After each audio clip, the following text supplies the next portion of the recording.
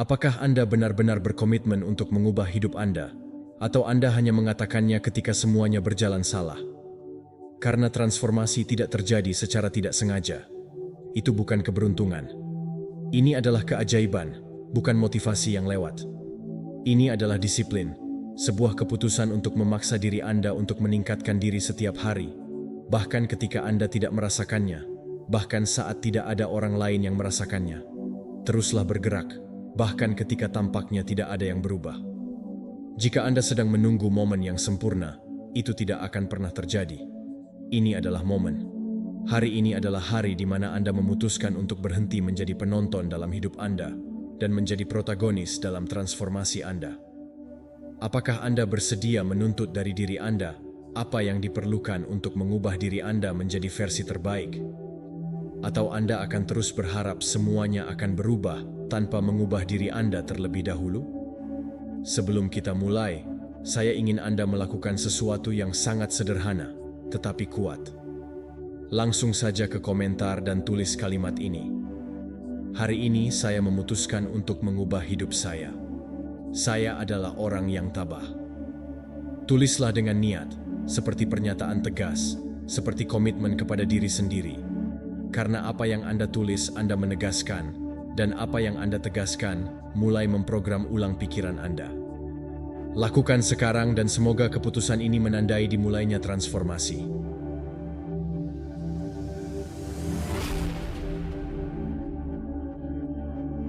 Nomor 1, menjadi versi terbaik dari diri Anda adalah investasi yang paling penting. Saya tahu Anda bisa melakukannya. Jika hari ini pekerjaan Anda hilang, jika besok Anda kehilangan posisi, gelar, atau segalanya yang Anda miliki, apa yang tersisa dari diri Anda? Itulah pertanyaan yang sangat sedikit yang diajukan. Sebagian besar orang hidup terjebak dalam rutinitas, di mana semua yang mereka lakukan adalah bekerja untuk memenuhi harapan orang lain dan bertahan hingga akhir bulan. Namun, ada sesuatu yang menandai perbedaan yang mendalam antara mereka yang hanya ada dan mereka yang tumbuh, yaitu investasi pada diri sendiri. Saya tidak berbicara tentang sesuatu yang dangkal seperti membeli baju baru atau memanjakan diri sesekali. Saya berbicara tentang investasi nyata, setiap hari dan terus-menerus dalam pikiran Anda, karakter, kemampuan Anda, kesehatan, dan prinsip Anda. Karena nilai sejati Anda tidak terletak pada apa yang Anda miliki, tetapi pada apa yang Anda bangun dalam diri Anda sendiri. Anda adalah aset yang paling penting. Jika Anda tidak berinvestasi pada diri Anda, tidak ada orang lain yang akan melakukannya. Setiap buku yang Anda baca, setiap menit yang Anda habiskan untuk belajar sesuatu yang baru, setiap kali Anda memilih pertumbuhan daripada kenyamanan, Anda melipat gandakan nilai Anda. Orang-orang sukses tidak memiliki lebih banyak waktu daripada Anda.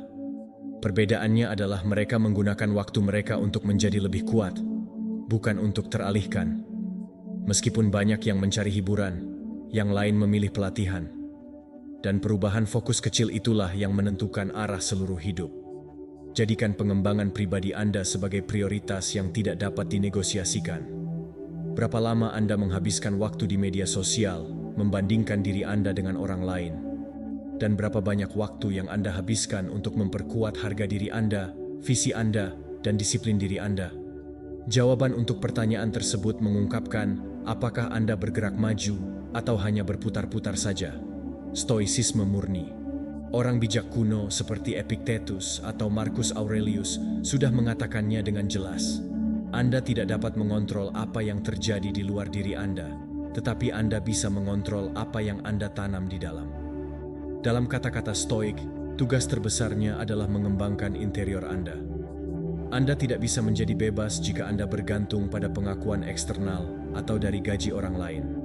Namun, jika Anda berinvestasi pada pikiran Anda, pada kebajikan, dan dalam persiapan Anda, maka Anda sungguh kuat. Jadi, itu dimulai hari ini. Jangan menunggu untuk memiliki lebih banyak waktu, lebih banyak uang, atau panggung yang lebih baik. Mulailah dengan apa yang Anda miliki. Jika Anda sudah sampai sejauh ini, itu bukan suatu kebetulan. Itu adalah karena di dalam diri Anda ada suara yang berteriak bahwa Anda siap untuk berubah, bahwa Anda berhak mendapatkan lebih, Anda dapat berbuat lebih banyak. Jadi, Jika Anda benar-benar berkomitmen terhadap transformasi Anda, biarkan tertulis di komentar sekali lagi. Hari ini saya memutuskan untuk mengubah hidup saya. Saya adalah orang yang tabah. Biarkan tetap ada direkam tidak hanya dalam video ini, tetapi di pikiran Anda dan tindakan Anda. Hanya karena Anda mencapai akhir adalah karena Anda bertekad untuk tidak kembali. Pelajari suatu keterampilan baru setiap bulan. Kelilingi diri Anda dengan orang-orang yang mengangkat derajat Anda. Dengarkan konten yang menantang Anda secara mental. Berhentilah hidup hanya untuk akhir pekan dan mulai membangun kehidupan yang tidak membutuhkan pelarian. Berinvestasi pada diri sendiri bukanlah keegoisan. Itu adalah tanggung jawab. Jika Anda baik-baik saja, Anda dapat berkontribusi lebih banyak. Jika Anda kosong, maka Anda tidak bisa memberikan apapun. Ketika Anda membuat pertumbuhan menjadi prioritas, bukan hanya Anda yang menjadi lebih berharga, tetapi Anda juga menjadi lebih bebas. Anda tidak lagi bergantung pada pemberian peluang karena Anda menciptakannya sendiri. Dan ini bukan tentang menjadi sempurna. Ini tentang mencoba untuk menyadari, untuk berasumsi bahwa Anda memiliki peran aktif dalam evolusi, yang setiap hari adalah evolusi baru kemungkinan untuk meningkatkan diri sendiri, untuk memahami Anda lebih baik, untuk lebih dekat dengan versi terbaik dari diri Anda. Jadi, ubahlah cara mendekati hidup. Jangan hidup untuk menyenangkan orang lain. Jangan bekerja hanya untuk bertahan hidup. Hidup untuk tumbuh. Bekerja untuk diri Anda sendiri, bahkan saat Anda bekerja untuk orang lain. Lakukan setiap tindakan milik Anda, betapapun kecilnya, karena setiap tindakan menambah nilai pada hidup Anda. Karena waktunya akan tiba ketika keadaan berubah, dan jika Anda telah berinvestasi pada diri Anda sendiri, Anda akan siap. Tapi jika Anda hanya fokus secara eksternal, Anda akan terekspos, rapuh, dan tak berdasar. Kesuksesan yang langgeng tidak berasal dari keberuntungan, tetapi berasal dari mempersiapkan diri saat tidak ada seorang pun yang melihat Anda, menabur meski tak ada hasil yang segera terlihat, untuk percaya bahwa setiap langkah yang Anda ambil hari ini akan menjadi fondasi yang kokoh untuk kehidupan baru yang kuat di masa depan. Berinvestasilah pada diri Anda sendiri, karena pada akhirnya, apa yang Anda miliki adalah satu-satunya hal yang akan selalu Anda miliki. Apakah Anda sedang membangun diri Anda sendiri, atau Anda hanya menggunakan diri Anda sendiri? Tulis di komentar dan mari kita lanjutkan. Nomor 2, pecahkan pola otomatis dan pemrograman ulang otak Anda. Berapa banyak kali Anda mendapati diri Anda bereaksi dengan cara yang sama berulang-ulang? Anda berjanji untuk tetap tenang, tetapi Anda meledak. Anda ingin bersikap positif, tetapi Anda terjebak dalam pikiran gelap yang sama. Kenyataannya adalah sebagian besar dari apa yang Anda lakukan, pikirkan, dan rasakan bukanlah pilihan yang sadar. Itu adalah pola otomatis, sebuah program yang telah ada dalam pikiran Anda, yang diulang-ulang sedemikian rupa, sehingga sudah diaktifkan tanpa Anda menyadari. Otak Anda efisien, menghemat energi dengan mengulang rute yang sudah dikenal. Jika selama bertahun-tahun Anda bereaksi dengan kecemasan terhadap stres, maka itulah yang akan ditawarkan otak Anda. Anda selalu menyabotase diri Anda sendiri ketika Anda hampir mencapai sesuatu. Itulah yang telah Anda latih. Ini bukan sihir, ini ilmu saraf. Setiap pikiran yang diulang-ulang memperkuat koneksi saraf, dan semakin sering Anda mengulanginya, semakin cepat dan kuat hasilnya. Namun disinilah bagian yang kuat. Anda dapat memprogram ulang jalur tersebut. Bayangkan bahwa Anda berjalan di sepanjang jalan setapak di hutan. Awalnya sulit. Ada cabang, batu, dan rumput liar, tetapi jika Anda melewatinya setiap hari, jalan setapak itu menjadi jalan dan kemudian menjadi jalan raya. Hal yang sama terjadi dengan pikiran Anda. Setiap kali Anda secara sadar memilih untuk tidak mengikuti pola otomatis, Anda membuka jalur mental yang baru. Pada awalnya memang sulit, tetapi jika Anda konsisten, itu akan menjadi jalur alami Anda yang baru. Menghancurkan sebuah pola bukanlah masalah motivasi sesaat, tetapi merupakan masalah kehadiran, pengulangan, dan kesabaran. Lain kali Anda merasa bahwa Anda akan bertindak seperti biasa, entah karena takut, marah, atau ragu, berhenti, bernapas, dan pilihlah secara berbeda. Mungkin itu tidak akan terjadi dengan sempurna, tetapi akan berbeda, dan disitulah semuanya dimulai. Sebagian besar orang tidak berubah karena mereka menginginkan hasil yang cepat, tetapi ini adalah latihan mental. Saya tidak menyarankan Anda untuk mencoba menghilangkan yang lama sekaligus, tetapi untuk memberi makan yang baru setiap hari sampai yang lama kehilangan kekuatannya dan tidak digunakan lagi. Perubahan bukan tentang menghilangkan suatu pemikiran negatif, tetapi malah menciptakan satu pemikiran yang lebih kuat dan mengulanginya sampai Anda menguasainya. Stoicisme yang bersifat praktis dan kuat, seperti yang saya ajarkan berabad-abad yang lalu.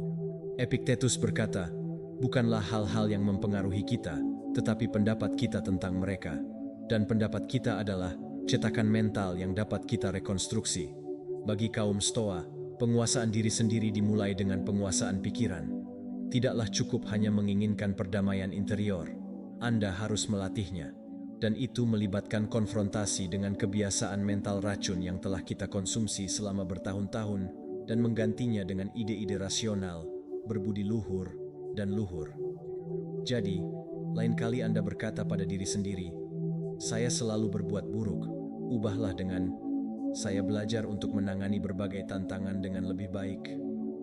Jika pikiran Anda mengulang, "Saya tidak cukup," jawabnya dengan tegas, "Saya bertumbuh setiap hari, dan itu sudah cukup bagi saya." Mungkin pada awalnya itu tidak terasa nyata, tetapi ini bukan tentang apa yang Anda rasakan, tetapi tentang apa yang Anda putuskan untuk diberi makan. Lakukan ini setiap hari. Ketika Anda bangun, ulangi satu kalimat afirmasi kekuatan kepada diri Anda. Ketika Anda menghadapi tantangan, ubahlah dialog internal Anda. Ketika Anda sendirian dengan pikiran Anda, jangan biarkan mereka menyeret Anda ke bawah seperti biasanya. Jadilah arsitek pikiran Anda. Setiap kali Anda memilih pikiran baru, Anda sedang membangun versi baru dari diri Anda. Dan tidakkah Anda merasa frustrasi jika Anda kadang-kadang kambuh?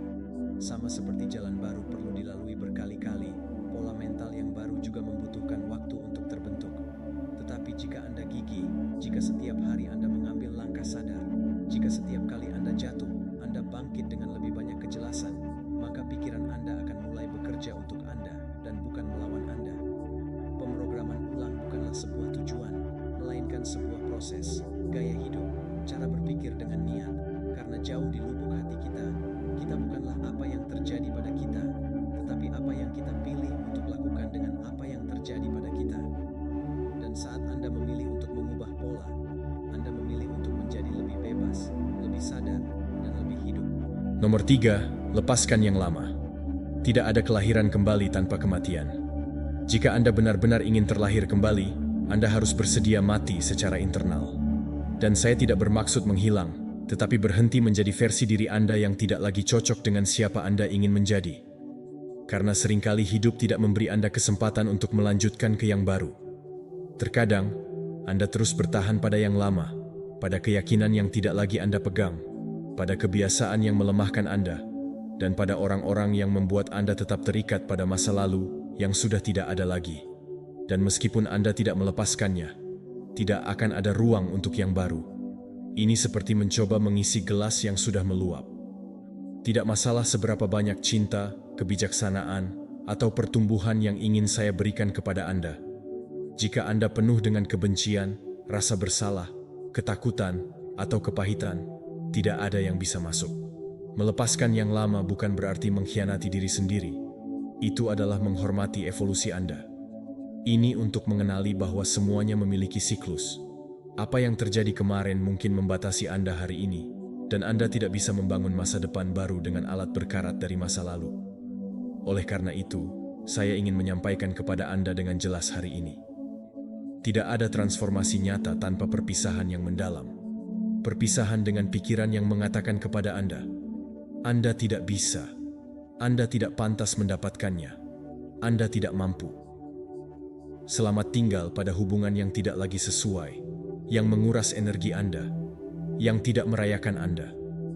Selamat tinggal pada versi diri Anda yang beradaptasi karena rasa takut, yang membuatnya tetap diam agar tidak merepotkan, yang menerima remah-remah dengan berpikir bahwa itulah satu-satunya hal yang ada. Sadarilah, ambil kertas dan tulislah. Keyakinan apa yang membatasi saya? Apa kebiasaan yang mencuri energi saya? Apa hubungan yang tidak lagi selaras dengan pertumbuhan saya?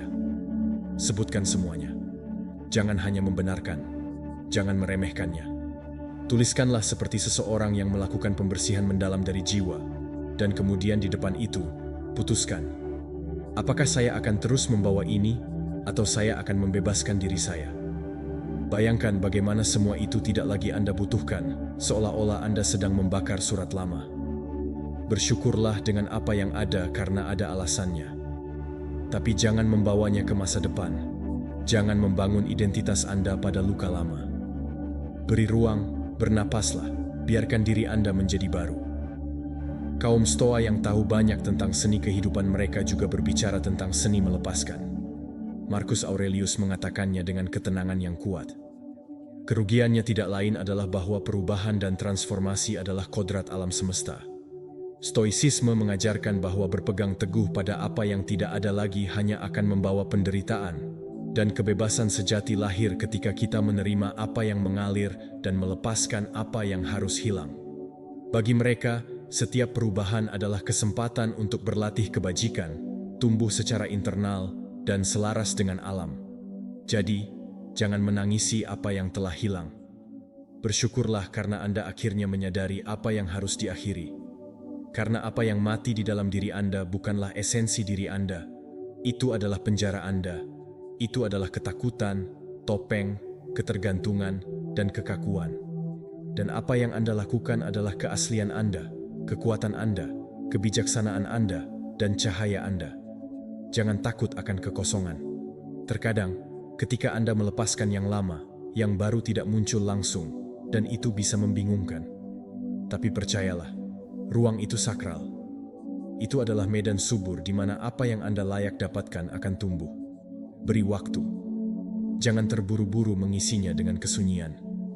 Belajarlah untuk menghuninya, untuk mengenal diri Anda tanpa hiasan, untuk merekonstruksi diri Anda dari akarnya. Dan ketika dunia memberitahu Anda bahwa Anda berubah, tersenyumlah, karena ya, Anda berubah. Anda memilih untuk berevolusi, Anda memilih untuk mematahkan pola, Anda memilih untuk sembuh. Dan itulah keberanian. Hari ini saya memberitahukan Anda dengan sepenuh hati. Tidak ada kelahiran kembali tanpa kematian. Anda tidak akan berkembang jika Anda tidak bersedia melepaskan daun-daun kering itu. Jadi putuskanlah, bukan besok, tetapi hari ini. Lepaskan apa yang tidak lagi Anda miliki, dan biarkan versi baru dari diri Anda akhirnya bernafas. Nomor 4. Setiap pengorbanan yang Anda lakukan adalah sebuah investasi dalam versi masa depan Anda. Ingin memiliki masa depan yang sukses?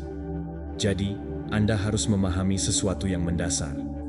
Harga dari kesuksesan tidak dibayar di masa depan, tetapi dibayar untuk masa depan, sekarang, hari ini, dengan apa yang Anda pilih untuk lakukan, dan juga dengan apa yang Anda putuskan untuk tidak lakukan.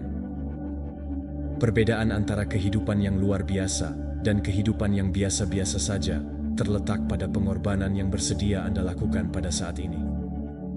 Dan saya tidak berbicara tentang pengunduran diri yang kosong.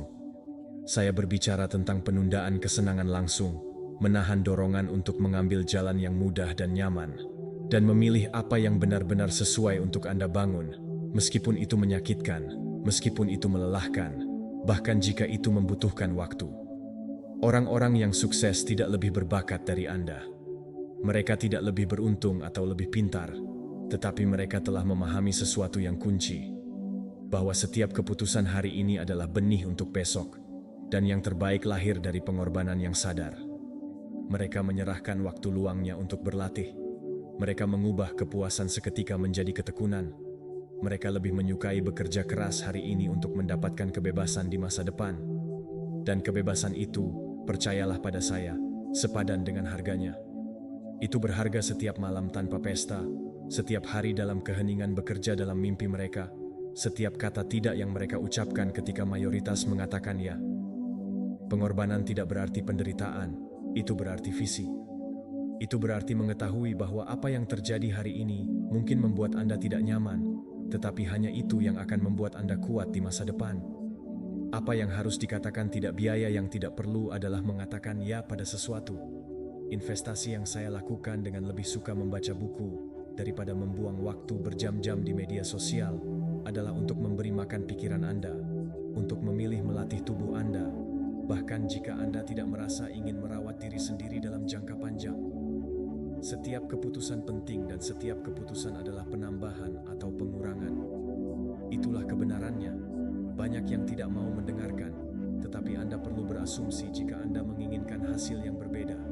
Saat ini, dunia penuh dengan pesan yang memberitahu Anda, lakukan apa yang Anda inginkan, lakukan apa yang membuat Anda merasa baik.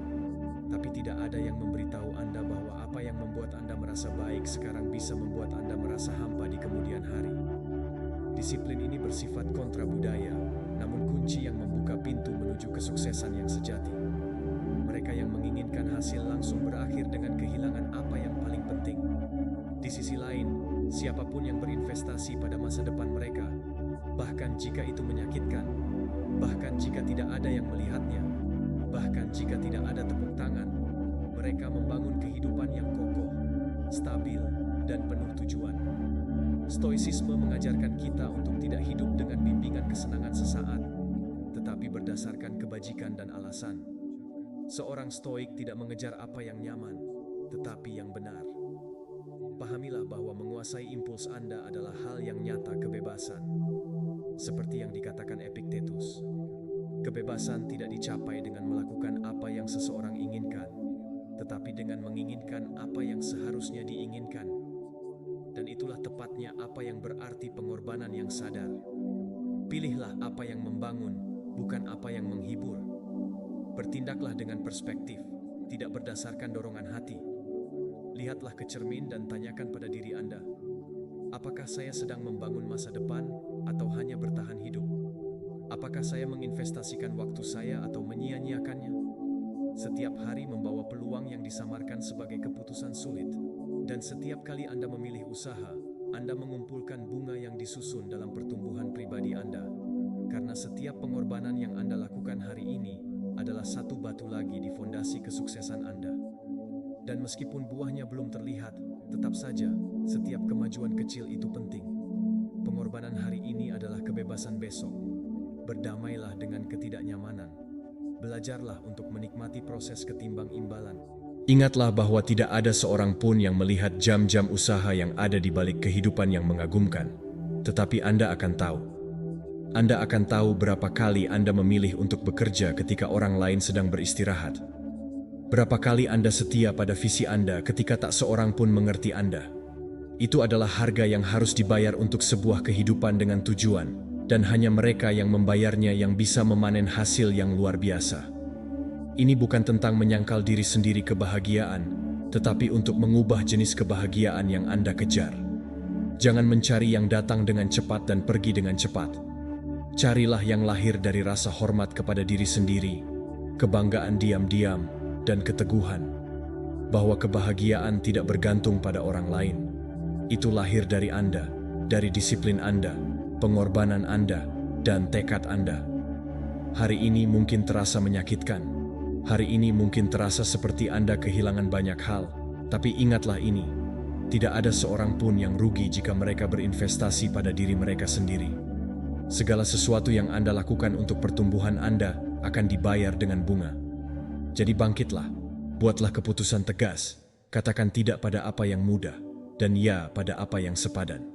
Karena kesuksesan sejati bukan tentang keberuntungan, ini tentang maksud. Dan niatnya sudah ditunjukkan dengan tindakan dan pengorbanan.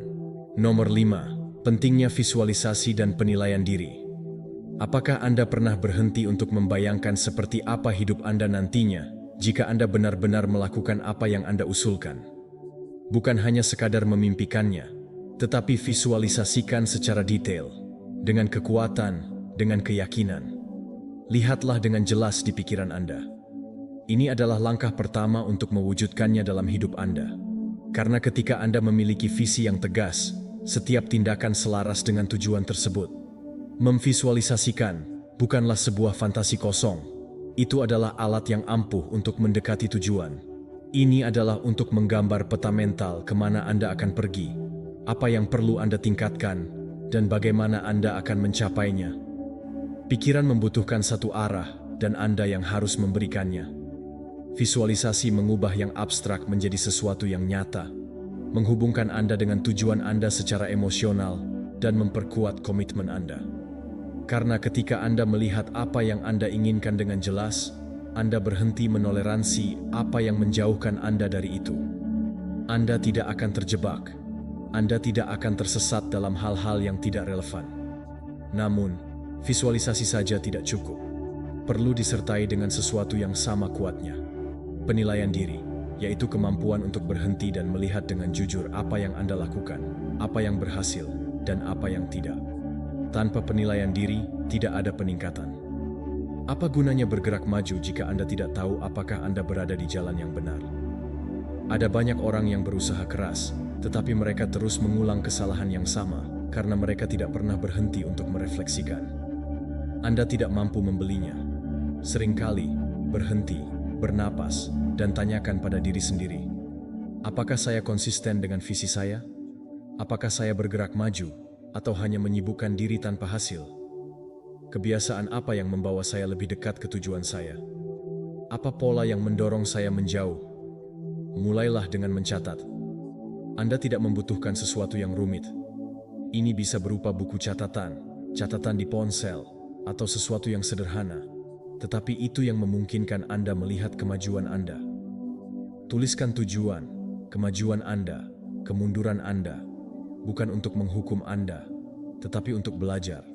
Karena setiap kesalahan adalah kesempatan untuk penyesuaian, dan setiap pencapaian kecil adalah pengingat bahwa Anda berada di jalur yang benar.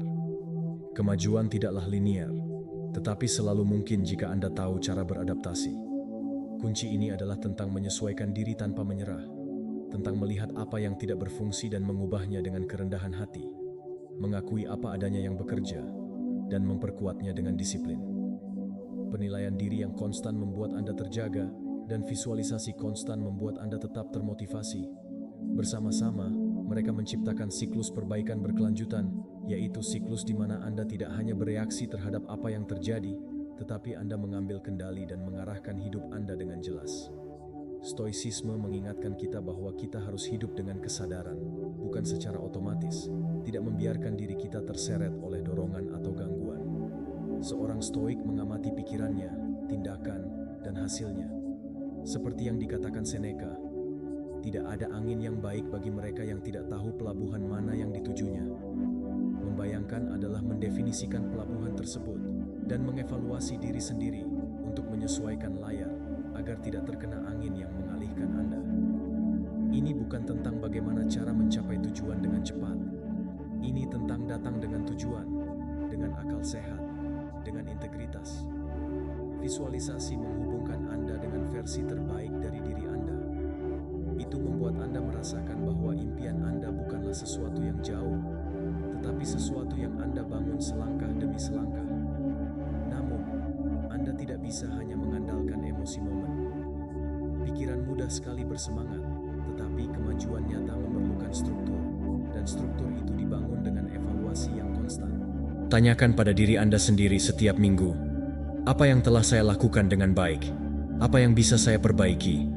Apa yang akan saya lakukan secara berbeda mulai sekarang? Transformasi terjadi ketika Anda menjadikan ini bagian dari rutinitas Anda. Ketika setiap hari dimulai dengan gambaran yang jelas tentang apa yang ingin Anda capai, dan diakhiri dengan refleksi jujur tentang apa yang telah Anda lakukan.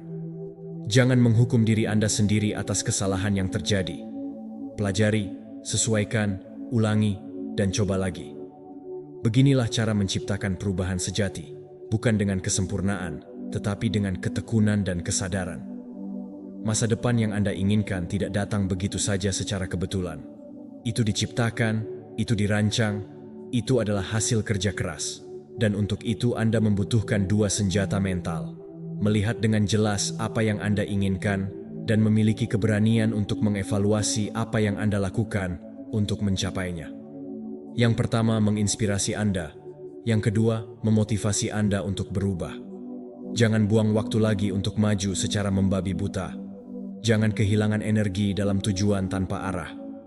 Mulailah untuk memvisualisasikan, mulai mengevaluasi diri sendiri, karena ketika Anda tahu kemana Anda akan pergi dan terus-menerus mengoreksi arah Anda, kesuksesan bukan lagi sebuah harapan, melainkan menjadi sebuah konsekuensi. Nomor 6, aksi konsisten. Mengatasi kelambanan. Tahukah Anda apa perbedaan sebenarnya antara mereka yang mencapai apa yang mereka inginkan dan mereka yang selalu setengah-setengah di jalur? Ini bukan keberuntungan, ini bukan kecerdasan, bahkan bukan gairah. Ini adalah konsistensi, kemampuan untuk bertindak setiap hari, dengan atau tanpa keinginan, dengan atau tanpa inspirasi, karena siapapun bisa memberikan semuanya dalam satu hari. Apa yang membedakan adalah siapa yang muncul setiap hari, meskipun dengan langkah kecil tetapi tegas. Tindakan yang konstan adalah rahasia yang sangat sedikit orang yang melakukannya, karena hal ini membutuhkan komitmen nyata, bukan hanya emosi yang lewat. Motivasi bersifat sementara, ia datang dan pergi seperti cuaca. Hari ini Anda mungkin merasa tak terhentikan dan besok Anda menarik diri dari kemalasan. Jika Anda bergantung pada merasa termotivasi untuk bertindak, Anda akan hilang. Namun, jika Anda mengembangkan otot konsistensi, tidak ada yang dapat menghentikan Anda, karena Anda tidak lagi bertindak berdasarkan apa yang Anda rasakan, tetapi berdasarkan apa yang Anda putuskan. Dan ketika keputusan Anda selaras dengan tujuan Anda bergerak maju. Bahkan jika itu perlahan, Anda tetap maju ke depan. Dan itu sepadan dengan hasilnya seiring berjalannya waktu, lebih dari lonjakan daya apapun sejenak. Hasil yang baik tidak lahir dari ledakan usaha. Ia lahir dari tindakan kecil yang diulang dengan maksud. Sebuah buku ditulis halaman demi halaman. Tubuh berubah pelatihan demi pelatihan. Sebuah bisnis tumbuh penjualan demi penjualan, percakapan demi percakapan. Masalahnya adalah kita menginginkan hasil cepat, terlihat, dan mendapatkan tepuk tangan, tetapi buah sejati memerlukan penaburan konstan, bahkan ketika tampaknya tidak ada yang terjadi. Bumi tidak memberi tanda-tanda pada awalnya, tetapi di bawahnya akarnya tumbuh. Beginilah cara kerjanya juga kemajuan Anda. Konsistensi adalah bukti komitmen Anda. Itu adalah apa yang Anda lakukan saat tidak ada orang yang melihat. Keputusan itu untuk memenuhi apa yang Anda katakan akan Anda lakukan, bahkan ketika emosi tidak ada. Apakah Anda ingin meningkatkannya? Jangan mencari trik atau jalan pintas. Tetaplah pada prosesnya. Setiap hari satu langkah. Setiap hari adalah aksi sesuai dengan tujuan Anda, meskipun itu minimal, bahkan jika Anda tidak melihat hasil langsungnya. Transformasi terjadi dalam pengulangan. Masalah dengan banyak orang adalah mereka berharap untuk merasa seperti dan tidak mengerti bahwa keinginan bukanlah mesin, itu adalah konsekuensi. Anda merasa tidak termotivasi? Lakukan saja. Anda lelah? Lakukan hal yang sama. Anda tidak memiliki hasil? Tetap lakukan hal yang sama. Karena setiap kali Anda bertindak tanpa bergantung pada kondisi emosional Anda memperkuat karakter. Dan itulah yang akan membuat Anda bergerak maju ketika yang lain menyerah. Stoicisme mengajarkan kita untuk bertindak sesuai dengan prinsip kita, bukan dengan emosi kita. Marcus Aurelius berkata, "Jangan buang waktu lagi untuk berdebat tentang bagaimana seharusnya seorang pria yang baik." Frasa tersebut mengandung inti dari tindakan yang konsisten. Jangan menunggu momen yang sempurna. Jangan terlalu menganalisis. Jangan lumpuhkan diri Anda dengan alasan-alasan.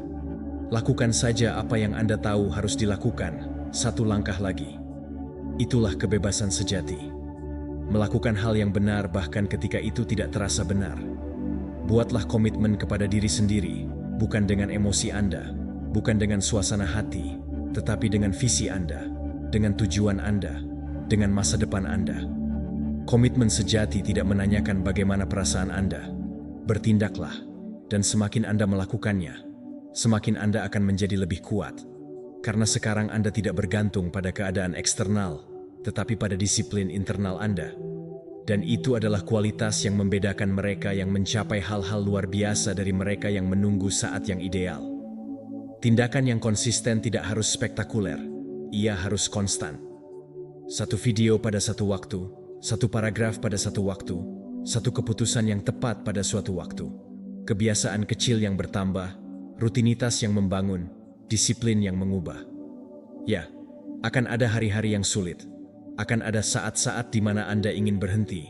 Tetapi disitulah tempatnya di mana hal yang paling penting untuk diikuti. Karena hari itulah ketika Anda berhasil bergerak maju. Bahkan ketika semuanya di dalam diri Anda ingin menyerah. Itulah hari di mana Anda semakin tumbuh. Ingat ini, intensitas mungkin memberi Anda awal yang cepat, tetapi konsistensi adalah apa yang membawa Anda ke akhir. Jangan jatuh cinta pada awalnya. Jatuh cinta dengan proses, dengan pengulangan, dan peningkatan setiap hari, meskipun hanya sedikit, karena seiring waktu, itu menjadi tak terhentikan. Jadi jangan berharap untuk siap, jangan menunggu untuk merasa sempurna.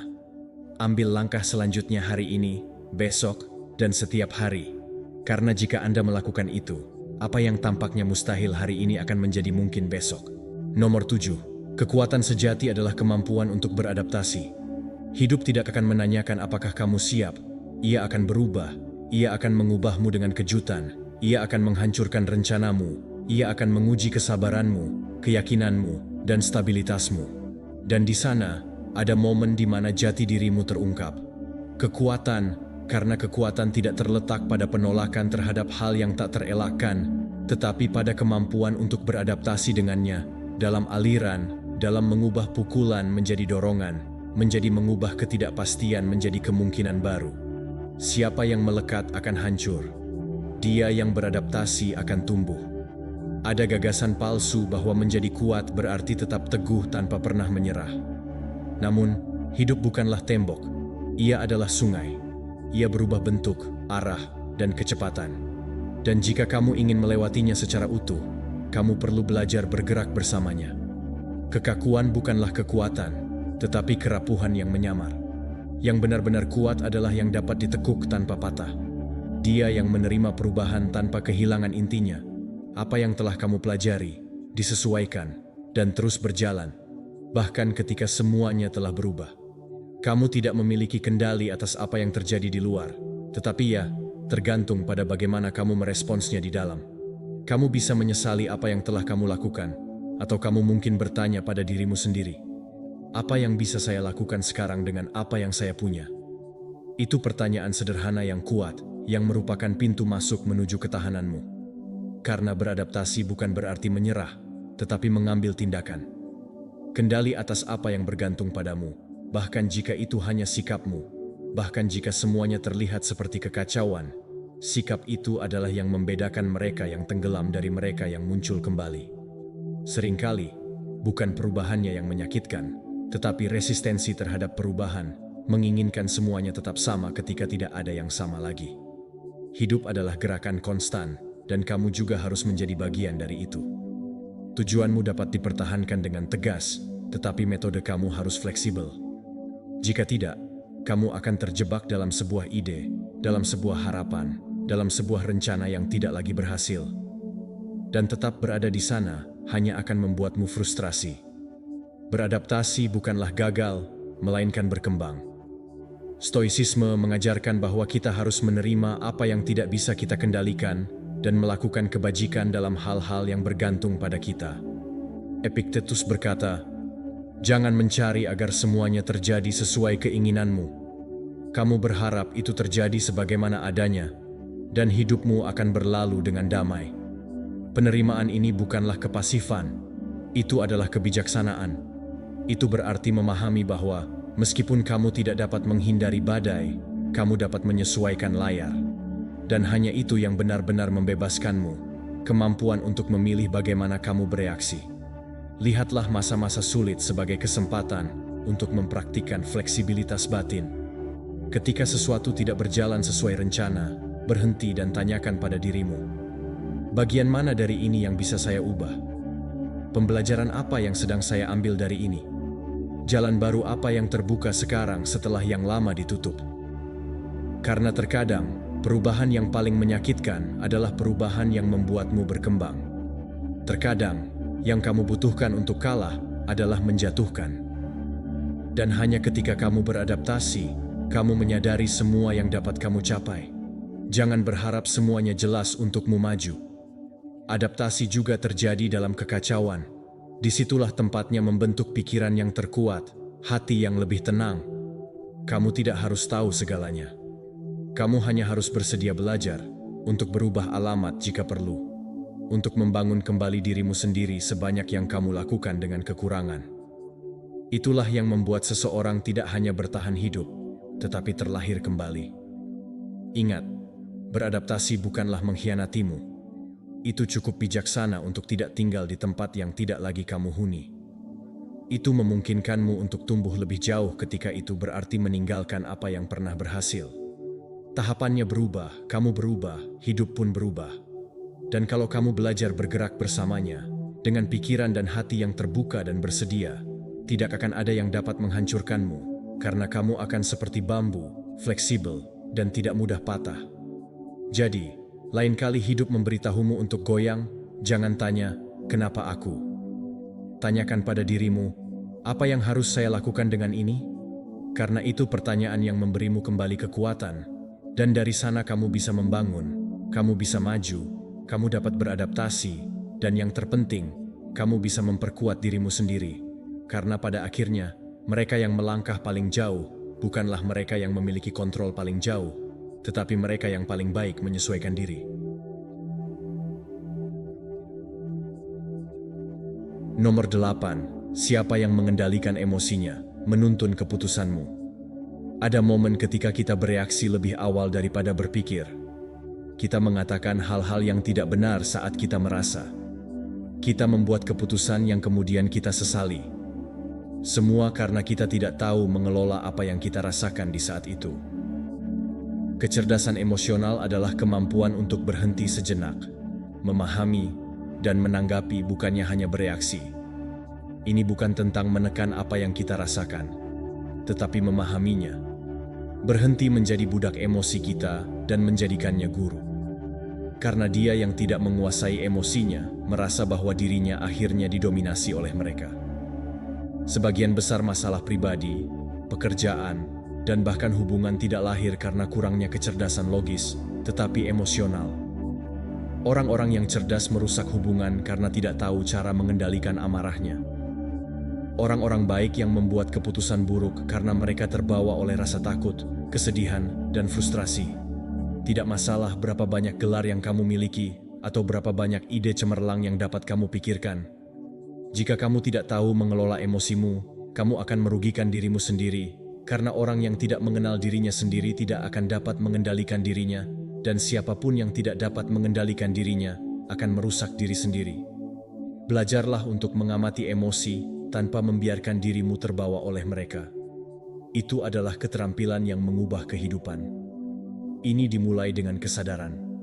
Setiap kali kamu merasakan sesuatu yang intens, kemarahan, kesedihan, kecemasan, jangan bertindak segera. Berhenti. Tanyakan pada dirimu sendiri, apa yang aku rasakan? Dari mana ini berasal? Apakah ini berasal dari masa kini atau dari sesuatu yang lebih dalam?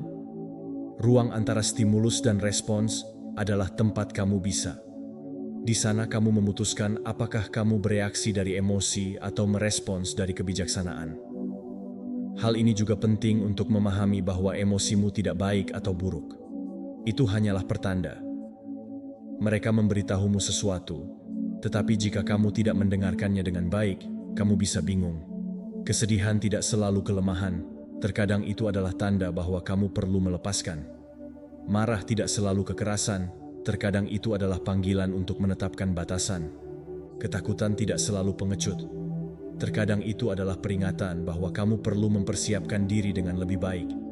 Yang penting adalah jangan sampai dibiarkan emosi ini memutuskan untukmu. Kamu yang memutuskan, kamu yang memilih. Itulah yang disebut kecerdasan emosional. Salah satu praktik paling ampuh yang bisa kamu lakukan adalah penilaian diri emosional. Pada akhir hari, luangkan waktu sejenak untuk meninjau kembali perasaanmu sepanjang hari. Momen apa saja yang mengubahmu, yang memberimu kedamaian? Apa keputusan yang kamu buat dengan tenang dan yang bersifat impulsif? Latihan ini akan membantumu mengenal dirimu lebih baik. Dan seiring waktu, untuk merespons dengan lebih baik.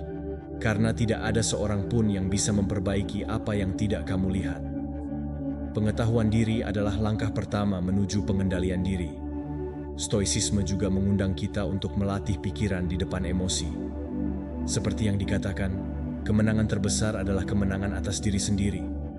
Kaum Stoa tidak menyangkal emosi mereka, tetapi mereka memeriksanya, menanyainya, dan memutuskan bagaimana bertindak tanpa kehilangan akal. Mereka tahu bahwa mereka tidak bisa mengendalikan semua yang terjadi pada mereka, tetapi mereka bisa mengendalikan bagaimana mereka menafsirkannya dan menanggapinya. Itu adalah inti dari penguasaan emosi. Berhentilah menjadi daun yang tertiup angin dan menjadi kemudi yang mengemudikan kapal. Kunci lain untuk mengembangkan kecerdasan emosional adalah empati. Ini bukan hanya tentang memahami emosimu sendiri, tetapi juga memahami orang lain. Dengarkan tanpa menghakimi. Tempatkan dirimu pada posisi orang lain, dan pahami penderitaan orang lain bahkan ketika kamu tidak berbagi. Karena semakin kamu mengerti orang lain, kamu akan memiliki lebih sedikit konflik. Dan semakin kamu memahami dirimu sendiri, semakin kamu membangun perdamaian. Kecerdasan emosional tidak hanya meningkatkan hubunganmu dengan dirimu sendiri, tetapi juga mengubah hubunganmu dengan dunia. Dan ini bukan tentang menjadi seseorang yang dingin, tanpa emosi. Justru sebaliknya, ini tentang merasakan segalanya, tetapi jangan biarkan hal itu menghancurkanmu. Ini tentang menggunakan emosimu sebagai informasi, bukan sebagai rantai. Karena ketika kamu tahu apa yang kamu rasakan, kamu dapat memutuskan bagaimana bertindak. Dan itu adalah salah satu kebebasan terbesar yang dapat kamu miliki. Kebebasan untuk tidak bereaksi berdasarkan dorongan hati. Kebebasan untuk memilih satu jawaban yang paling bijaksana. Jadi, jika kamu benar-benar ingin berkembang, mulailah dengan dirimu sendiri. Belajarlah untuk bersama dirimu sendiri, dengan emosimu, dengan bayang-bayangmu dan cahaya dalam dirimu. Amati, dengarkan, pahami. Karena ketika kamu berhenti takut akan apa yang kamu rasakan, kamu mulai berubah. Dan ketika kamu bertransformasi, semuanya di sekelilingmu akan berubah.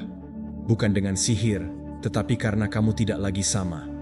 Percayalah, ini adalah langkah pertama menuju kehidupan yang lebih jernih, lebih stabil, dan lebih bebas. Nomor 9. Setiap penghinaan adalah sebuah pelajaran yang disamarkan sebagai rasa sakit. Untuk semua yang telah terjadi pada kita. Saat ketika seseorang mengatakan sesuatu yang membuatmu merasa kecil. Ketika kamu diabaikan, diejek, atau ditolak di depan orang lain, dan kamu tidak tahu bagaimana harus bereaksi, kamu menelan ketidaknyamanan, kamu mengunci diri dalam diam, atau kamu pergi dengan simpul di dalam dadamu. Itu adalah penghinaan, sebuah pukulan langsung ke ego, tetapi juga peluang tersembunyi untuk tumbuh jika kamu tahu cara melihatnya. Hal yang paling umum adalah keinginan untuk melupakan, mengubur memori, berpura-pura bahwa itu tidak terjadi. Tetapi begitulah luka tetap terbuka, menginfeksi harga diri sedikit demi sedikit. Yang berani, yang sungguh kuat adalah melihat momen itu secara langsung, mengingatnya, menuliskannya, menguraikannya. Apa yang sebenarnya terjadi? Apa kata-kata yang diucapkan? Apa yang kamu lakukan? Bagaimana perasaanmu? Jangan menyangkalnya. Terima saja, karena itu adalah langkah pertama untuk membebaskan dirimu, untuk memahami apa yang benar-benar menyakitimu, dan mengapa. Kemudian, bagian yang paling menantang datang, kritik diri. Tanyakan pada dirimu dengan jujur jika ada sesuatu yang bisa kamu lakukan berbeda, bukan untuk menyalahkan dirimu, tetapi untuk tumbuh. Mungkin kamu lupa untuk menetapkan batasan. Mungkin kamu bereaksi dengan rasa takut ketika kamu membutuhkan ketegasan.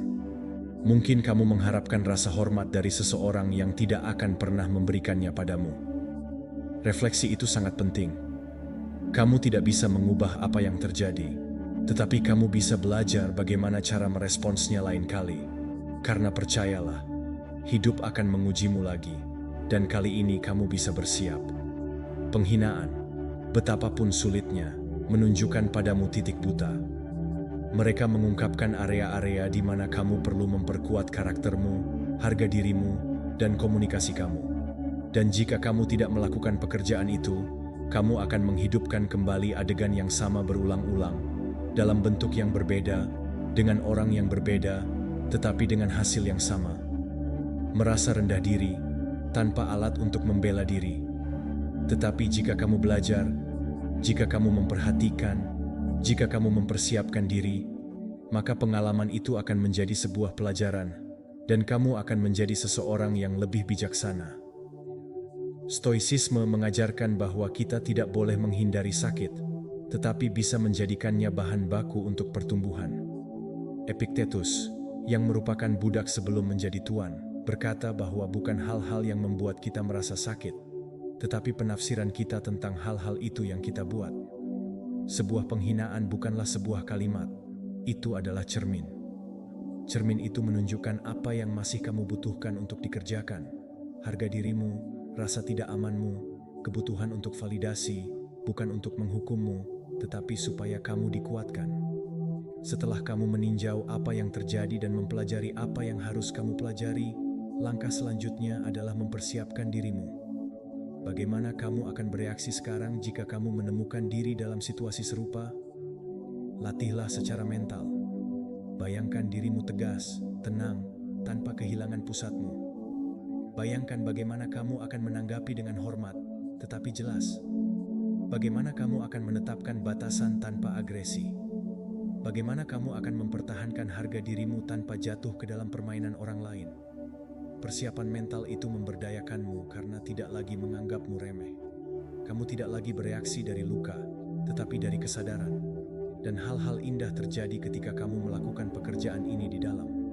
Kamu berhenti takut pada situasi-situasi itu.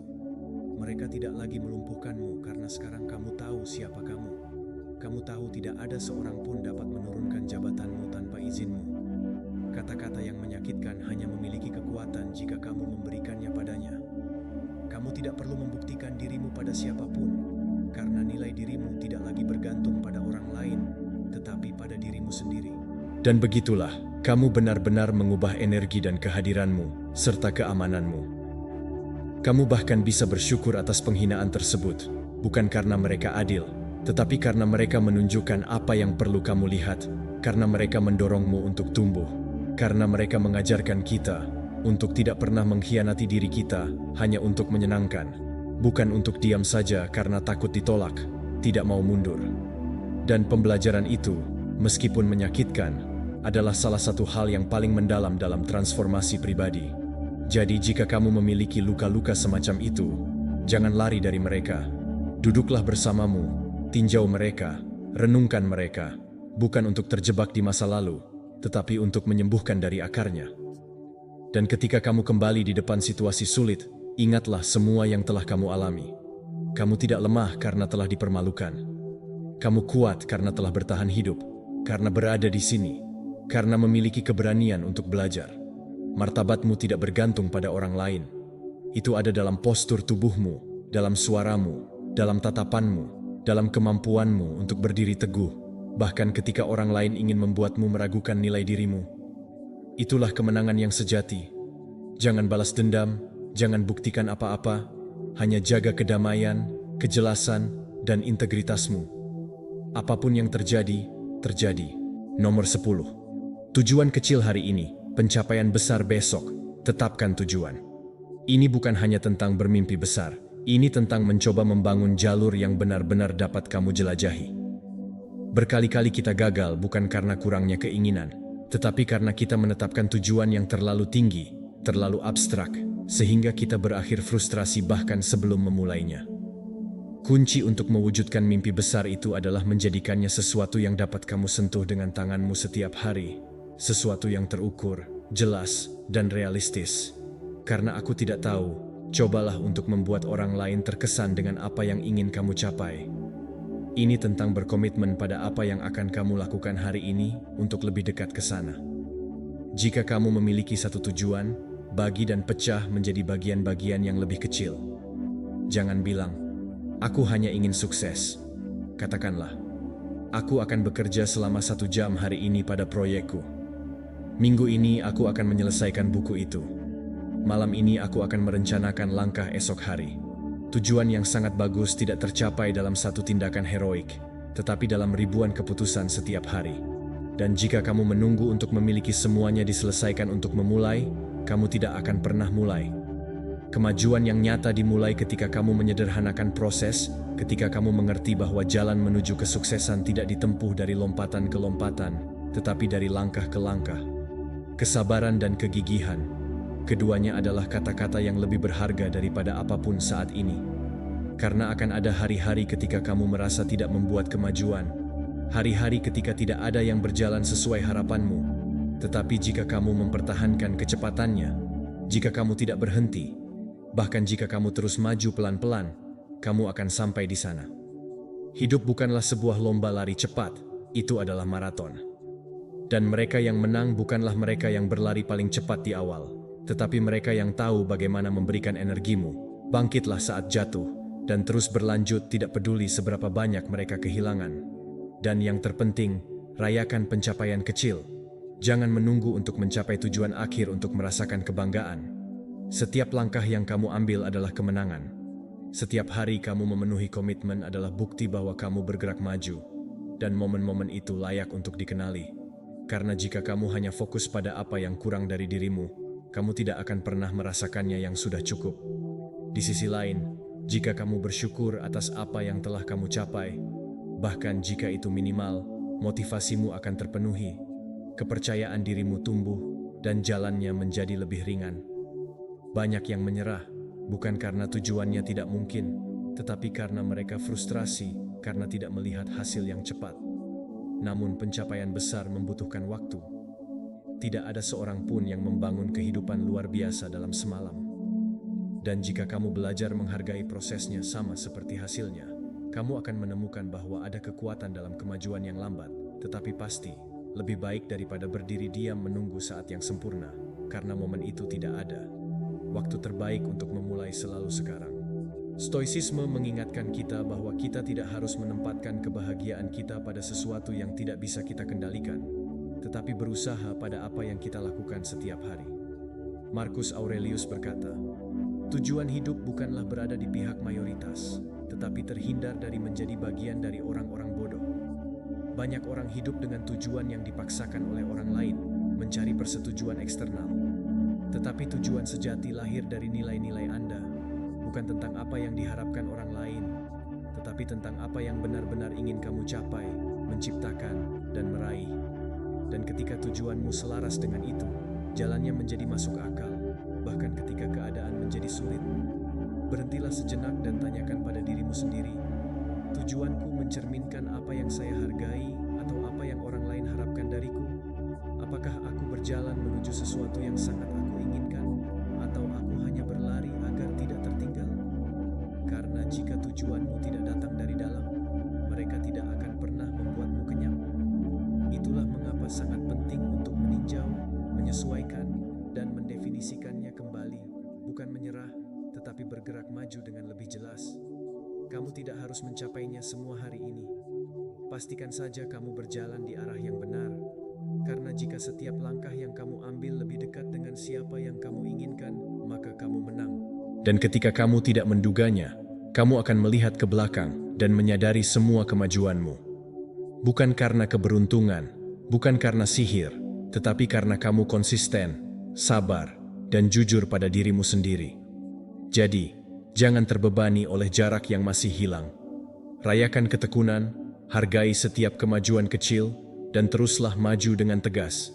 Hal-hal hebat dibangun dengan tindakan kecil, diulang dengan disiplin, dan kamu mampu melakukannya langkah demi langkah, dengan tujuan, dengan fokus, dan dengan tujuan yang benar-benar dapat kamu capai. Nomor 11. Keseimbangan dimulai ketika stres tidak lagi mengaturmu. Stres tidak hilang dengan sendirinya. Tidak menghilang karena kamu mengabaikannya atau mencoba bertindak seolah-olah tidak ada yang terjadi. Stres adalah sebuah sinyal, sebuah pesan yang tubuh dan pikiranmu kirimkan untuk memberitahumu bahwa ada sesuatu yang tidak berfungsi di sini. Jika kamu tidak mendengarkannya, ia akan berteriak lebih keras, akan berubah menjadi kecemasan, iritasi, insomnia, atau kelelahan. Oleh karena itu, alih-alih menolaknya atau menyembunyikannya, kamu harus belajar untuk mengelolanya, mengubahnya menjadi kekuatan yang menguntungkanmu, bukan merugikanmu, karena masalahnya bukan stres, tetapi apa yang kamu lakukan dengannya. Hal pertama yang perlu kamu lakukan adalah mengidentifikasi sumber stresmu. Kamu tidak dapat memecahkan apa yang tidak kamu pahami. Apa yang membuatmu lelah? Apakah situasi berulang yang membawa kamu keluar dari tengah? Apakah pekerjaanmu, hubungan yang rumit, atau pikiranmu sendiri yang tidak berhenti sedetik pun? Kejelasan adalah kekuatan. Dan semakin tepat kamu dalam mengidentifikasi apa yang membuatmu stres, semakin banyak kemampuan yang kamu miliki untuk mengubahnya, mengelolanya, atau beradaptasi dengannya. Jangan menganggap hidup sebagai hal yang biasa karena kelelahan. Jangan terbiasa merasa gelisah. Ada cara hidup yang lebih baik, tetapi kamu harus mulai dengan mengenali apa yang salah dengan diri kamu yang mencuri kedamaianmu. Alat utama untuk melepaskan stres yang terakumulasi adalah latihan. Tidak harus ekstrim. Kamu tidak perlu pergi ke pusat kebugaran atau menjadi seorang atlet. Cukup dengan berjalan, bergerak, dan bernapas dengan tujuan saat tubuhmu aktif. Latihan fisik memiliki dampak langsung pada pikiranmu, melepaskan endorfin, membersihkan pikiranmu, dan menghubungkanmu dengan saat ini. Setiap kali kamu berkeringat, kamu juga melepaskan tekanan. Ini adalah cara untuk mengatur ulang sistem. Dan jika kamu melakukannya secara teratur, kamu akan mulai memperhatikan bagaimana ambang batas stresmu meningkat. Apa yang sebelumnya meluap tidak lagi memiliki kekuatan sebanyak itu atasmu. Namun ada level yang lebih dalam lagi dalam manajemen stres ini. Perhatian penuh, kemampuan untuk hadir. Karena seringkali, apa yang terjadi bukanlah apa yang membuat kita stres, tetapi apa yang kita antisipasi bahwa itu bisa terjadi. Kita hidup terjebak di antara apa yang sudah terjadi dan apa yang mungkin terjadi. Dan sementara itu, saat ini, yang merupakan satu-satunya hal yang nyata, kita membiarkannya berlalu tanpa menjalaninya. Melatih kesadaran tidak berarti duduk diam selama beberapa jam. Ini bisa sesederhana bernapas, mengamati lingkunganmu secara sadar selama beberapa menit tanpa menghakimi, makan dengan perhatian, atau berjalan sambil merasakan setiap langkah. Itu kembali kepadamu, itu menghunimu sekarang. Dan ketika kamu berada di masa sekarang, stres kehilangan kekuatan. Stoicisme juga memberikan kita alat yang ampuh untuk melawan stres. Filsafat ini tidak bertujuan untuk menghilangkan tantangan, tetapi melatih dirimu untuk menanggapinya dengan lebih baik. Jadi ketika stres muncul, dan itu akan muncul, jangan lari. Awas. Tanyakan pada dirimu, apa yang aku percayai yang membuatku merasa seperti ini? Apakah aku melebih-lebihkan? Apakah aku hanya fokus pada hal negatif? Bisakah aku memilih perspektif yang lebih berguna? Mungkin proyek yang sangat membuatmu kewalahan adalah sebuah kesempatan untuk menunjukkan siapa dirimu. Mungkin diskusi yang membuatmu kelelahan adalah tanda bahwa kamu perlu menetapkan batasan. Semua itu hidupmu dapat mengajarkanmu sesuatu jika kamu tahu untuk melihat dengan mata baru. Jangan menjadi seorang budak stres. Jangan hidup dengan memadamkan kebakaran tanpa mengerti alasannya. Kendalikan. Tetapkan kebiasaan yang membantu kamu melepaskan beban ketegangan dan kebiasaan yang terakumulasi. Perkuat pikiranmu agar tidak menyerap semuanya, karena stres tidak hilang di dunia, tetapi kamu bisa berhenti menjadi korban dunia. Kamu bisa menjadi seseorang yang, meskipun berada di tengah-tengah kekacauan, tahu bagaimana menemukan ketenangan, meskipun dikelilingi kebisingan.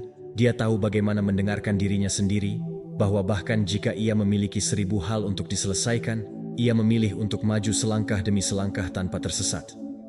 Dan ketenangan itu, kejelasan itu tidak dapat dicapai dalam semalam. Itu adalah hasil dari latihan. Setiap kali kamu memilih untuk bernapas daripada bereaksi, setiap kali kamu memilih untuk bergerak alih-alih mandek, setiap kali kamu memilih untuk mengamati pikiranmu, bukannya membiarkan mereka menyeretmu, disitulah kamu menang. Di sanalah kamu mengambil kembali kekuatanmu. Karena manajemen stres yang sebenarnya bukanlah tentang menghindari masalah, tetapi tentang memperkuat dirimu untuk menghadapinya dengan ketenangan. Nomor 12. Menguasai stres adalah untuk mendapatkan kembali kendali atas pikiran dan kehidupanmu. Stres tidak hilang dengan sendirinya. Tidak menghilang karena kamu mengabaikannya, atau mencoba bertindak seolah-olah tidak ada yang terjadi.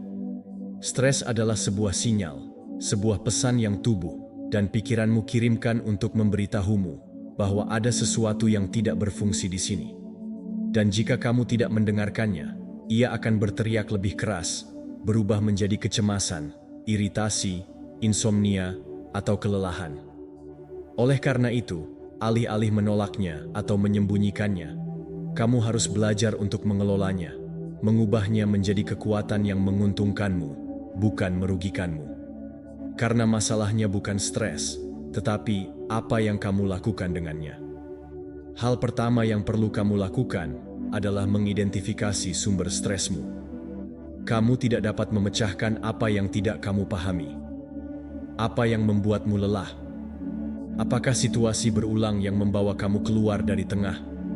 Apakah pekerjaanmu, hubungan yang rumit, atau pikiranmu sendiri yang tidak berhenti sedetik pun? Kejelasan adalah kekuatan. Dan semakin tepat kamu dalam mengidentifikasi apa yang membuatmu stres, semakin banyak kemampuan yang kamu miliki untuk mengubahnya, mengelolanya, atau beradaptasi dengannya. Jangan dinormalisasi hidup dalam keadaan kelelahan. Jangan terbiasa merasa gelisah. Ada cara yang lebih baik untuk hidup, tetapi kamu harus memulainya dengan mengenali apa yang merampas kedamaianmu. Alat utama untuk melepaskan stres yang terakumulasi adalah olahraga. Itu tidak harus ekstrem. Kamu tidak perlu pergi ke pusat kebugaran atau menjadi atlet. Cukup berjalan, bergerak, dan bernapas dengan niat saat tubuhmu aktif. Latihan fisik memiliki dampak langsung pada pikiranmu, melepaskan endorfin, membersihkan pikiranmu, dan menghubungkanmu dengan saat ini. Setiap kali kamu berkeringat, kamu juga melepaskan tekanan. Ini adalah cara untuk mengatur ulang sistem. Dan jika kamu melakukannya secara teratur, kamu akan mulai memperhatikan bagaimana ambang batas stresmu meningkat. Apa yang sebelumnya meluap tidak lagi memiliki kekuatan sebanyak itu atasmu. Namun ada level yang lebih dalam lagi dalam manajemen stres ini. Perhatian penuh, kemampuan untuk hadir, karena seringkali apa yang terjadi bukanlah apa yang membuat kita stres, tetapi apa yang kita antisipasi bahwa itu bisa terjadi. Kita hidup terjebak di antara apa yang sudah terjadi dan apa yang mungkin terjadi. Dan sementara itu, saat ini, yang merupakan satu-satunya hal yang nyata, kita membiarkannya berlalu tanpa menjalaninya. Melatih kesadaran tidak berarti duduk diam selama beberapa jam. Ini bisa sesederhana bernapas, mengamati lingkunganmu secara sadar selama beberapa menit tanpa menghakimi, makan dengan perhatian, atau berjalan sambil merasakan setiap langkah. Itu kembali kepadamu, itu menghunimu sekarang. Dan ketika kamu berada di masa sekarang, stres kehilangan kekuatan. Stoicisme juga memberikan kita alat yang ampuh untuk melawan stres. Filsafat ini tidak bertujuan untuk menghilangkan tantangan, tetapi melatih dirimu untuk menanggapinya dengan lebih baik. Marcus Aurelius, kaisar dan pemikir Romawi yang tabah, menghadapi perang, pengkhianatan, dan kerugian pribadi, tetapi menulis, "Jika kamu khawatir tentang sesuatu yang eksternal, rasa sakitnya bukan karena benda itu sendiri, tetapi karena penilaianmu tentang hal itu. Dan kamu memiliki kekuatan untuk membatalkan keputusan itu setiap saat." Frasa itu mengubah segalanya karena itu mengingatkanmu bahwa bahkan jika kamu tidak dapat mengendalikan semua yang terjadi, kamu selalu dapat mengendalikan persepsimu. Jadi ketika stres muncul, dan itu akan muncul, jangan lari. Awas. Tanyakan pada dirimu, apa yang aku percayai yang membuatku merasa seperti ini? Apakah aku melebih-lebihkan? Apakah aku hanya fokus pada hal negatif? Bisakah aku memilih perspektif yang lebih berguna? Mungkin proyek yang sangat membuatmu kewalahan adalah sebuah kesempatan untuk menunjukkan siapa dirimu. Mungkin diskusi yang membuatmu kelelahan adalah tanda bahwa kamu perlu menetapkan batasan. Semua itu hidupmu dapat mengajarkanmu sesuatu jika kamu tahu untuk melihat dengan mata baru. Jangan menjadi seorang budak stres. Jangan hidup dengan memadamkan kebakaran tanpa mengerti alasannya. Kendalikan. Tetapkan kebiasaan yang membantu kamu melepaskan beban ketegangan dan kebiasaan yang terakumulasi. Perkuat pikiranmu agar tidak menyerap semuanya, karena stres tidak hilang di dunia. Tapi kamu bisa berhenti menjadi korban dunia. Kamu bisa menjadi seseorang yang, meskipun berada di tengah-tengah kekacauan, tahu bagaimana menemukan ketenangan, meskipun dikelilingi kebisingan. Dia tahu bagaimana mendengarkan dirinya sendiri, bahwa bahkan jika ia memiliki 1000 hal untuk diselesaikan, ia memilih untuk maju selangkah demi selangkah tanpa tersesat. Dan ketenangan itu, kejelasan itu tidak dapat dicapai dari satu hari ke hari berikutnya. Itu adalah hasil dari latihan. Setiap kali kamu memilih untuk bernapas, alih-alih bereaksi, setiap waktu kamu memilih untuk bergerak daripada berdiam diri, setiap kali kamu memilih untuk mengamati pikiranmu, Bukannya membiarkan mereka menyeretmu, disitulah kamu menang. Di sanalah kamu mengambil kembali kekuatanmu. Karena manajemen stres yang sebenarnya bukanlah tentang menghindari masalah, tetapi tentang memperkuat dirimu untuk menghadapinya dengan ketenangan. Nomor 13. Kamu tidak membutuhkan saat yang ideal, hanya keputusan untuk mulai. Stres tidak hilang dengan sendirinya. Tidak menghilang karena kamu mengabaikannya atau mencoba bertindak seolah-olah tidak ada yang terjadi. Stres adalah sebuah sinyal, sebuah pesan yang tubuh dan pikiranmu kirimkan untuk memberitahumu bahwa ada sesuatu yang tidak berfungsi di sini. Dan jika kamu tidak mendengarkannya, ia akan berteriak lebih keras, berubah menjadi kecemasan, iritasi, insomnia, atau kelelahan. Oleh karena itu, alih-alih menolaknya atau menyembunyikannya, kamu harus belajar untuk mengelolanya, mengubahnya menjadi kekuatan yang menguntungkanmu, bukan merugikanmu. Karena masalahnya bukan stres, tetapi apa yang kamu lakukan dengannya. Hal pertama yang perlu kamu lakukan adalah mengidentifikasi sumber stresmu. Kamu tidak dapat memecahkan apa yang tidak kamu pahami. Apa yang membuatmu lelah? Apakah situasi berulang yang membawa kamu keluar dari tengah? Apakah pekerjaanmu, hubungan yang rumit, atau pikiranmu sendiri yang tidak berhenti sedetik pun? Kejelasan adalah kekuatan. Dan semakin tepat kamu dalam mengidentifikasi apa yang membuatmu stres, semakin banyak kemampuan yang kamu miliki untuk mengubahnya, mengelolanya, atau beradaptasi dengannya. Jangan menganggap hidup sebagai hal yang biasa karena kelelahan. Jangan terbiasa merasa gelisah. Ada cara hidup yang lebih baik, tetapi kamu harus memulainya dengan mengenali apa yang merampas kedamaianmu. Alat utama untuk melepaskan stres yang terakumulasi adalah olahraga. Itu tidak harus ekstrem. Kamu tidak perlu pergi ke pusat kebugaran atau menjadi atlet. Cukup berjalan, bergerak, dan bernapas dengan niat saat tubuhmu aktif. Latihan fisik memiliki dampak langsung pada pikiranmu. Melepaskan endorfin, membersihkan pikiranmu, dan menghubungkanmu dengan saat ini. Setiap kali kamu berkeringat, kamu juga melepaskan tekanan. Ini adalah cara untuk mengatur ulang sistem. Dan jika kamu melakukannya secara teratur, kamu akan mulai memperhatikan bagaimana ambang batas stresmu meningkat. Apa yang sebelumnya meluap tidak lagi memiliki kekuatan sebanyak itu atasmu. Namun ada level yang lebih dalam lagi dalam manajemen stres ini. Perhatian penuh, kemampuan untuk hadir, karena seringkali apa yang terjadi bukanlah apa yang membuat kita stres, tetapi apa yang kita antisipasi bahwa itu bisa terjadi. Kita hidup terjebak di antara apa yang sudah terjadi dan apa yang mungkin terjadi. Dan sementara itu, saat ini, yang merupakan satu-satunya hal yang nyata, kita membiarkannya berlalu tanpa menjalaninya. Melatih kesadaran tidak berarti duduk diam selama beberapa jam. Ini bisa sesederhana bernapas, mengamati lingkunganmu secara sadar selama beberapa menit, tanpa menghakimi, makan dengan perhatian, atau berjalan sambil merasakan setiap langkah. Stoicisme juga memberi kita alat yang ampuh untuk melawan stres. Filsafat ini tidak bertujuan untuk menghilangkan tantangan, tetapi melatih diri Anda untuk menanggapinya dengan lebih baik.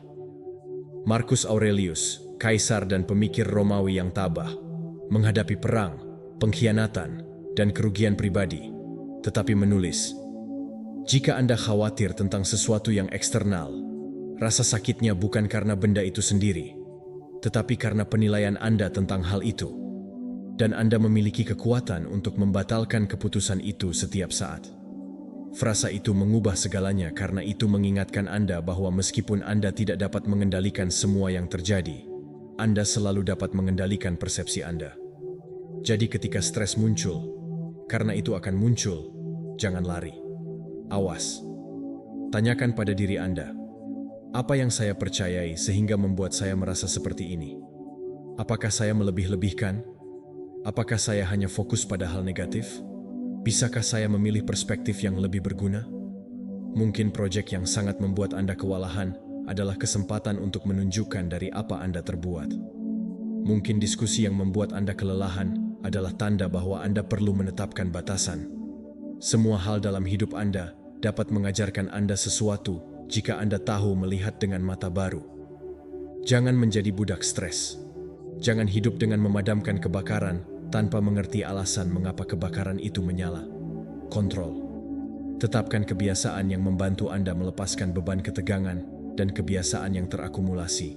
Perkuat pikiran Anda agar tidak menyerap semuanya, karena stres tidak hilang begitu saja. Tetapi Anda bisa berhenti menjadi korbannya. Anda bisa menjadi seseorang yang, meskipun berada di tengah kekacauan, tahu bagaimana menemukan ketenangan. Meskipun dikelilingi kebisingan, dia tahu bagaimana mendengarkan dirinya sendiri, dan bahkan jika dia memiliki 1000 hal untuk diselesaikan, dia memilih untuk maju selangkah demi selangkah tanpa tersesat.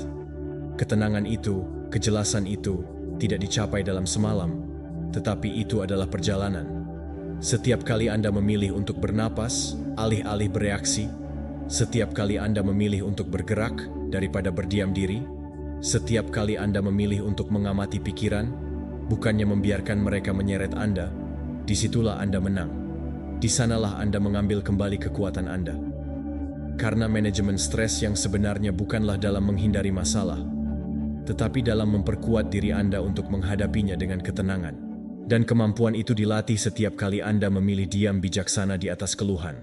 Setiap saat Anda memilih untuk belajar daripada mencari kenyamanan. Setiap kali Anda bertanggung jawab atas proses Anda tanpa menjadikan diri Anda korban.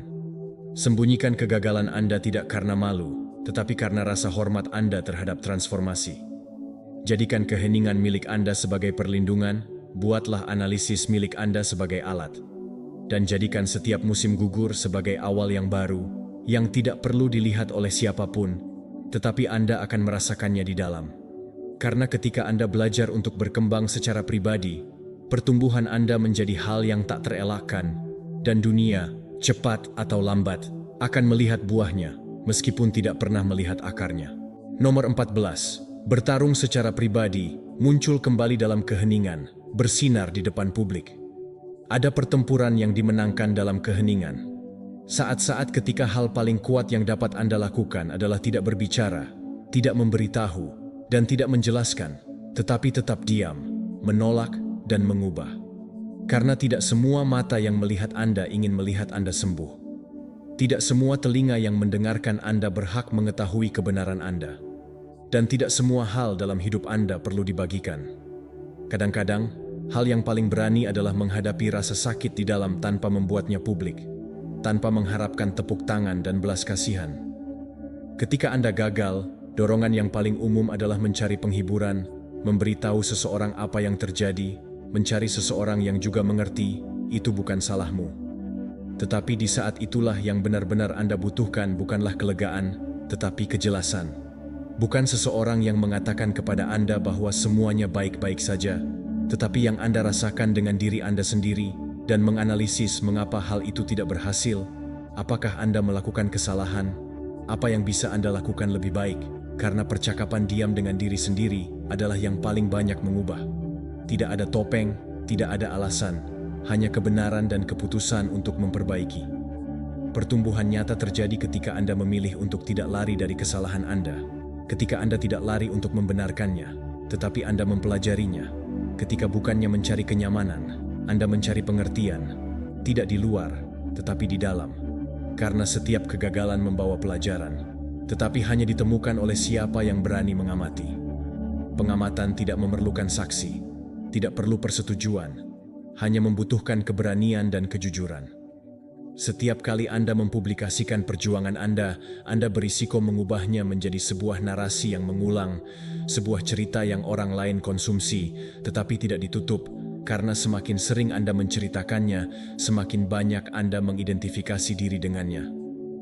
Sebaliknya, ketika Anda menjaga prosesnya, sesuatu di dalam diri Anda tumbuh dalam keheningan, tumbuh lebih kuat, dan tanpa menyadari, Anda mulai berhenti perlu tahu apa yang akan dikatakan orang.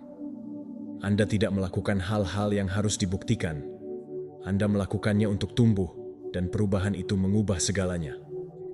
Stoicisme mengajarkan kita bahwa kita tidak boleh bergantung pada dunia luar untuk mendefinisikan perdamaian kita. Marcus Aurelius menulis, "Lihatlah ke dalam dirimu sendiri. Di dalam dirimu ada sumber kebaikan yang dapat mengalir tanpa henti jika Anda terus menggali." Itulah kuncinya. Menggali ke dalam, jangan mencari keluar, karena sanjungan menenangkan sesaat, tetapi introspeksi yang sungguh sehat. Ketika Anda belajar memecahkan kekacauan Anda dalam kesendirian, Anda menjadi tak terkalahkan di dalam. Tidak ada seorang pun yang bisa memanipulasi Anda secara emosional jika Anda sudah berdamai dengan rasa sakit Anda. Jadi lain kali Anda gagal, jangan teriak-teriak, jangan unggah ke media sosial, jangan ceritakan seolah-olah itu adalah bagian dari naskah yang harus Anda tafsirkan agar diterima. Hiruplah, tulislah jika perlu, menangislah jika memang perlu, tetapi lakukanlah dengan cara Anda sendiri. Ruang itu penting, semoga air mata Anda membasahi evolusi, bukan kebutuhan Anda akan perhatian. Dan ketika Anda bangun, jangan biarkan hal itu terlihat apa yang telah Anda lalui, tetapi apa yang Anda pelajari. Biarkan energi Anda berbicara untuk Anda. Biarkan cara bertindak baru Anda membuatnya jelas bahwa sesuatu di dalam diri Anda telah berubah. Ini bukan represi, ini strategi emosional. Adalah belajar untuk melindungi proses Anda, karena mata orang lain seringkali menghakimi tanpa pengertian. Dan kata-kata milik orang lain seringkali mengalihkan perhatian Anda dari apa yang benar-benar perlu Anda dengar, suara Anda sendiri. Itulah sebabnya ketika ada sesuatu yang mengganggu Anda, istirahatlah. Tetaplah bersamamu, dengarkan kebenaranmu, analisis reaksi Anda, dan yang terpenting, putuskan untuk tidak tinggal di tempat itu. Bangunlah, tetapi bukan untuk pamer, tetapi untuk berevolusi. Seiring berjalannya waktu, Anda akan menemukan sesuatu yang indah yang dapat Anda temukan memelukmu tanpa dukungan eksternal, yang bisa Anda tangisi dan sembuhkan di dalam malam yang sama, jatuh dan bangun tanpa memberitahu siapapun bahwa Anda bisa menjadi kuat tanpa berisik, karena kekuatan yang asli tidak menciptakan skandal. Ia dibangun dalam bayangan, sementara orang lain berpikir tidak terjadi apa-apa. Dan ketika tantangan berikutnya datang, itu tidak akan lagi menghancurkan Anda seperti dulu. Karena sekarang Anda membawa dalam diri Anda sebuah kekuatan emosional yang sebelumnya tidak Anda miliki. Kemandirian emosional, kemampuan menghadapi kesulitan tanpa perincian. Nomor 15. Menjadi jujur pada diri sendiri adalah langkah pertama menuju kehidupan yang memiliki tujuan. Anda tidak ada di sini untuk menjadi versi yang diedit tentang apa yang diharapkan orang lain dari Anda. Anda datang ke dunia ini bukan untuk menyesuaikan diri dengan cetakan atau memenuhi standar yang tidak lahir dari diri Anda. Anda di sini untuk menemukan siapa diri Anda sebenarnya dan memiliki nilai kehidupan dari sana. Dan begitulah, dibutuhkan keberanian, karena tetap setia pada diri sendiri tidak selalu mudah. Ini menyiratkan mengecewakan harapan, melepaskan topeng lama, membiarkan diri Anda terpapar kritik. Tetapi ini juga satu-satunya jalan menuju perdamaian nyata, menuju kehidupan yang terasa benar-benar milik Anda. Penemuan kembali bukanlah menjadi seseorang yang baru, tetapi mengingat siapa diri Anda tanpa lapisan ketakutan, persetujuan, dan kesesuaian yang Anda kumpulkan dari waktu ke waktu. Kembali ke pusat berarti berhenti berpura-pura, berhenti bertindak untuk menyenangkan, karena setiap kali Anda mengkhianati diri sendiri sedikit demi sedikit untuk menyenangkan orang lain, Anda menjauh sedikit dari diri Anda, dan jarak itu terlihat jelas. Itu menunjukkan dalam kelelahan emosional, dalam kekosongan interior, dalam perasaan bahwa meskipun semuanya tampak baik-baik saja di luar, sesuatu tidak pas di dalam. Ambil risiko, ungkapkan kebenaran. Berani menjadi siapapun Anda sebenarnya, bahkan jika itu berarti gagal, meskipun tidak semua orang memahaminya, bahkan jika tidak semua orang menemani Anda. Karena kesuksesan sejati bukanlah memiliki persetujuan semua orang, tetapi bisa melihat diri Anda di cermin dengan jujur dan berkata, "Ini aku," dan merasa damai dengan hal itu. Hanya ketika Anda hidup dari esensi Anda dapat membangun sesuatu yang solid, sesuatu yang mewakili Anda, sesuatu yang dapat bertahan dalam ujian waktu dan pendapat eksternal. Berhenti berpura-pura. Berhentilah bersikap seolah-olah Anda seseorang yang hanya ingin menyesuaikan diri. Anda tidak perlu mengubah esensi Anda untuk diterima. Siapa yang benar-benar menghargai Anda akan melakukannya karena diri Anda, bukan karena citra yang Anda proyeksikan. Dan jika untuk dicintai Anda harus berpura-pura, maka Anda tidak dicintai, tetapi karakter yang Anda buat. Biarkan saja, menakutkan, ya, tetapi juga membebaskan. Ini memungkinkan Anda bernapas, mengekspresikan diri. Putuskan tanpa ragu moral atau kehidupan ganda. Temukan keaslian Anda adalah suatu proses. Terkadang Anda akan bingung, terkadang Anda akan ragu, Tetapi setiap kali Anda memilih untuk bertindak secara konsisten, Anda akan menyetel suara hati itu. Dengarkan dia, hormati dia, dan perhatikan dia bahkan ketika dunia meminta Anda untuk hal lain. Karena tidak ada orang lain yang akan menjalani hidup Anda. Tidak ada orang lain yang akan membayar harga keputusan Anda. Hanya Anda yang tahu bagaimana rasanya mengkhianati diri Anda. Hanya Anda yang bisa memutuskan untuk berhenti melakukannya. Sikap tabah mengajarkan bahwa hidup sesuai dengan alam itu sendiri adalah jalan menuju kebajikan. Epictetus berkata, "Apakah kau ingin menang di dunia? Kalahkan dirimu sendiri." Tetapi mengalahkan diri Anda bukanlah menjadi orang lain. Itu adalah melucuti diri Anda dari apa yang tidak Anda inginkan. Ini adalah untuk berhenti bertindak karena rasa takut atau kenyamanan.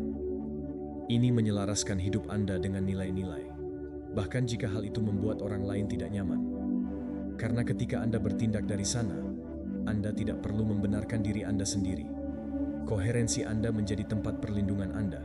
Jangan takut kehilangan orang, kesempatan, atau validasi jika itu adalah harga untuk tetap setia pada diri Anda sendiri. Keaslian tidak hilang saat Anda autentik. Sebaliknya, apa yang selaras dengan kebenaran Anda muncul ketika Anda berani menjalaninya. Dan apa yang menghilang adalah yang menahan Anda, bukan Anda yang sedang memegang. Percayalah bahwa apa yang tetap adalah diri Anda sendiri, adalah apa yang pantas Anda dapatkan. Tinggallah tegas, bahkan jika mereka menyebut Anda aneh, bahkan jika mereka tidak mengerti Anda, bahkan jika pada awalnya Anda berjalan sendiri. Keaslian Anda akan mengganggu mereka yang hidup dalam penyamaran, tetapi ini akan menginspirasi mereka yang juga sedang mencari cara untuk membebaskan diri. Dan disitulah semuanya dimulai. Sihir. Ketika Anda berhenti mencari milik dan mulai membangun dari kebenaran Anda, ketika kesuksesan tidak lagi tentang apa yang Anda capai, tetapi tentang apa yang Anda pertahankan tanpa kehilangan diri Anda sendiri di sepanjang jalan, ingatlah ini. Anda tidak ada di sini untuk menjadi tiruan. Anda di sini untuk menjadi ekspresi yang unik. Dan semakin setia Anda pada hakikat Anda, semakin besar dampak yang akan Anda buat. Karena dunia tidak memerlukan versi yang berulang lagi. Dunia membutuhkan kebenaran Anda, perspektif Anda, energi Anda. Jadi, jangan encerkan diri Anda. Jangan tenang saja. Jangan berdandan. Jadilah diri Anda dan jalani hidup Anda dengan kekuatan, dengan tekad, dengan kebanggaan. Karena tidak ada kesuksesan yang lebih besar daripada hidup berdamai dengan diri Anda sendiri. Jika Anda sampai di sini, itu bukan kebetulan. Itu karena di dalam diri Anda ada suara yang berteriak kepada Anda bahwa Anda siap untuk berubah, bahwa Anda berhak mendapatkan lebih, dan Anda dapat berbuat lebih banyak. Jadi ya, jika Anda benar-benar berkomitmen pada transformasi Anda, biarkan ini tertulis di komentar sekali lagi. Hari ini, saya memutuskan untuk mengubah hidup saya. Saya orang yang tabah. Biarkan tetap terekam tidak hanya dalam video ini, tetapi di pikiran dan tindakan Anda. Hanya karena Anda mencapai akhir, bukan berarti Anda bertekad untuk tidak kembali. Berikan like, berlangganan, dan terus latih pikiran Anda setiap hari. Kehidupan baru Anda telah dimulai.